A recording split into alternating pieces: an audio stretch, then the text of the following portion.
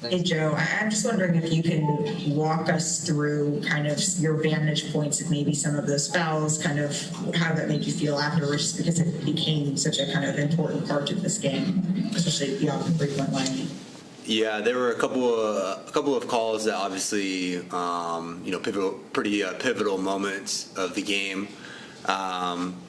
We can't. I mean, it really doesn't do any good to argue it, disagree with it, or whatever. I mean, the call was made, and you got to live with it. We got to be a little bit better defensively, especially a couple of situations there where Chris is obviously a great player, very smart. If you put your hand in there, he's going to try and draw a foul, especially from the 3-point line.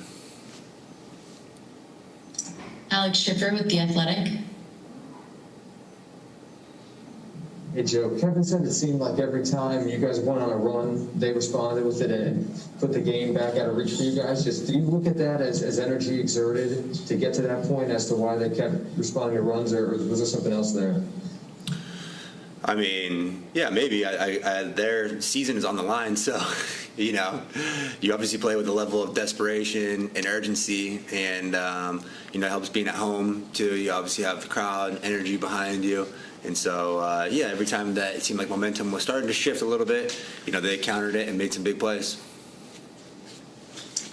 Christian Winfield with the New York Daily News. Hey, Joe, you obviously led the league in three-point percentage in the regular season, so I'm just wondering if this cold stretch that you're going through, is it something that the Bucks are doing that's getting you, not necessarily rattled, but missing some of these looks, or is it you just not connecting on some of these shots? I mean, it's probably a mix of both. They're definitely a very good defensive team and keyed in on personnel. I'm not really the type of player where I want to facilitate my own shot. So, they've done a good job taking stuff away. And, for the most part, just overall defensively, like they're very keyed in. They don't make a lot of mistakes. But at the end of the day, I mean, I go through worse stretches in the regular season. It just happens to be obviously big games, big moments, but you have to continue to stay aggressive, continue to play with pace, and shoot the ball with confidence whenever you have room and rhythm looks. Tom Dowd of BrooklynNets.com. Hey, Joe, Steve referenced that maybe you guys really didn't get into what you wanted to do offensively. Was there something you felt was missing on that end, or something they kind of kept you out of getting into?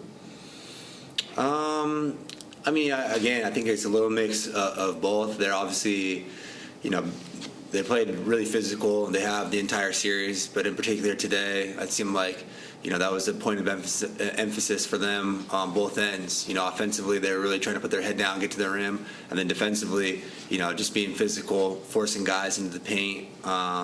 It took us out of our action a little bit. I thought that there were times though where we got some good offense that was being run, but for the most part, it was a little stagnant. Ball didn't necessarily move. Not enough pace, guys moving off the ball. When Kevin gets the ball in the post or has it in the high quad, we got to do a better job creating space for him moving off the ball. Christos Saltas with Sport DNA in Greece. Hello, Joe. How pivotal for you as a team is to start well in Game 7 to set the tone from the first minute of the game, and what do you need to do to set the tone from the first minute? I mean, it's all or nothing at this point. So this is obviously the biggest game of our season at this point in time, and we're fortunate that we have home court. Go back. We have great energy in the Barclays, unbelievable fans. So it's extremely important to come out and start the game well. Last question, Leonardo Torres with El Comercio in Peru. Hi, Joe. It's Leonardo Torres from Peru. Hope you're well. Joe, what positives you can take away from tonight, and what do you think the team needs to be more consistent in order to win the Game 7? Even though we didn't play particularly well, we still battled. We're competitive throughout. It was obviously just a run there at the end that kind of put it out of reach. But, we had 82-77, and it seemed like things were kind of getting close to turning the corner. So I think, from that point of view, obviously a positive. But, going into Game 7, I think focus, preparation, all the stuff that we've been doing up to this point has to remain the same because guys have been locked in and it's just been a competitive series. I mean, it's been a dogfight this entire time, and you can't let the emotional toll of losing this game affect how we play Game 7. We got to come out with confidence and just let it rip. Thanks, Joe. We appreciate it.